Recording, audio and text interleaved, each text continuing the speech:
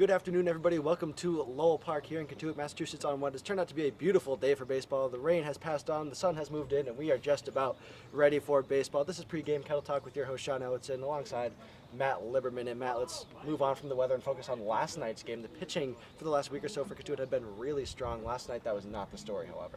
Yeah, Zane Collins got roughed up early on, giving up 4 earned runs, 6 total runs, and I just don't think that he was ready. He threw 117 pitches in his last outing. It was a complete game shutout against Wareham, which they won 2-0. But anytime you throw that many pitches, you're bound to have a pretty sore arm for the next week or so, and he was only on 6 days rest.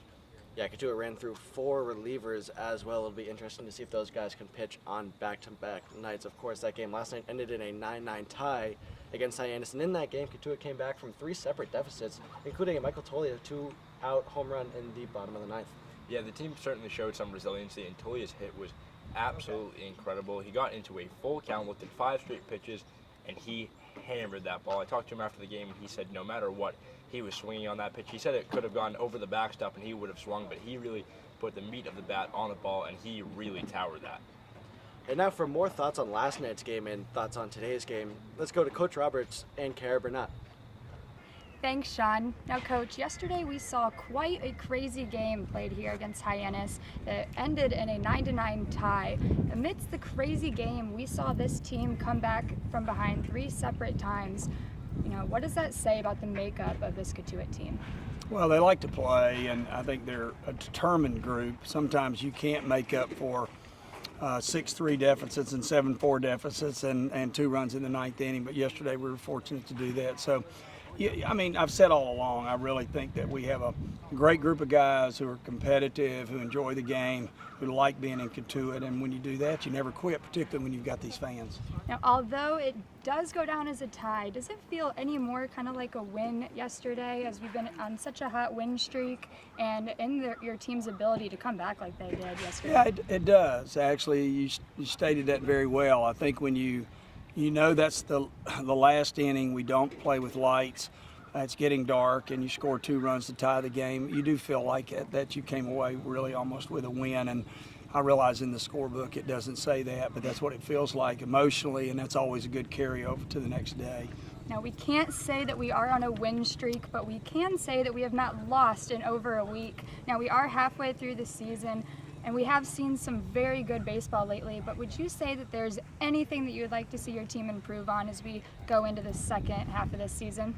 I definitely want our defense. Our defense was good early. I think it's gotten a little spotty lately, and we've given away some runs.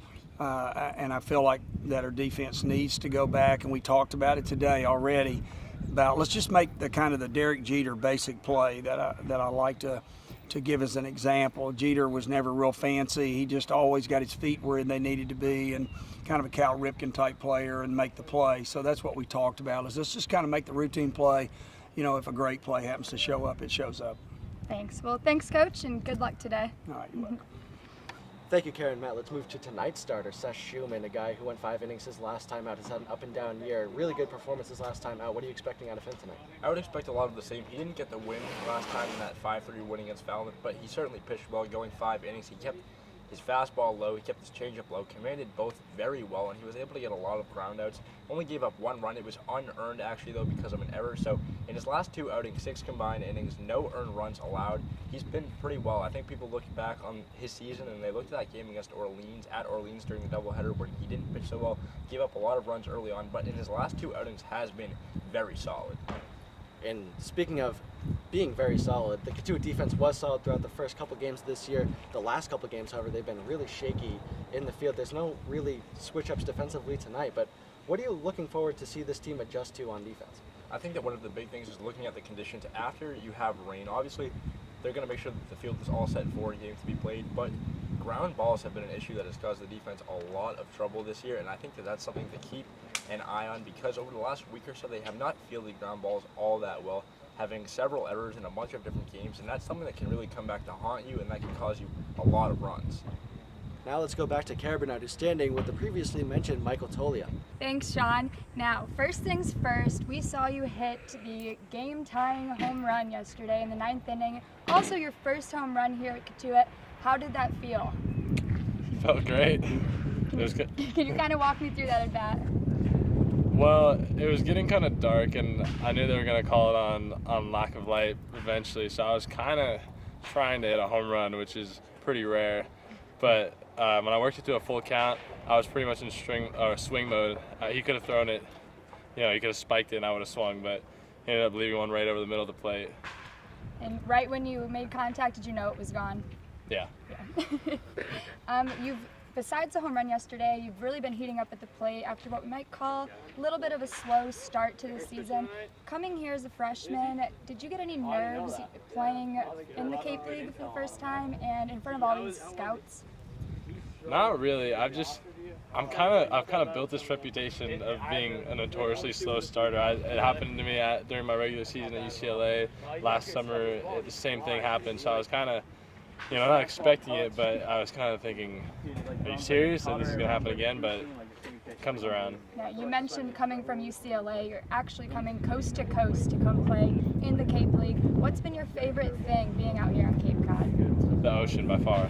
So much warmer than the West Coast. Have you done any fun things in the ocean? We went on a water trampoline, and that was pretty fun. I did get the chance to talk to your college teammate Justin Hooper last night, and he mentioned that he has found a new hobby in kayaking. Have you heard anything about this, and are you planning to join him? Yeah, we got this new kayaking. We found this little pond that's just super still and no one's out there, and we just go kayak.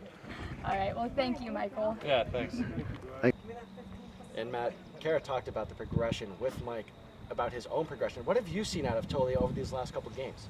He's really improved his plate discipline. When you look at him earlier in the season, he was hacking at everything, wasn't getting a good swing on the ball, and he was turning his hips way too early, which meant that he was taking his eye off the ball. Of late, he's done a much better job with that. He's kept his feet planted, he's kept his legs strong, keeping that center of gravity in the same spot, and that gives him much faster rotation, which means that he can also, without leaving early, he can rotate just as fast and keep his eye on the ball, and that's what has led to him really pulling the ball down the right field line a lot recently, getting doubles, singles down the line, driving in runs, and especially that home run last night against Hyannis that tied up the game.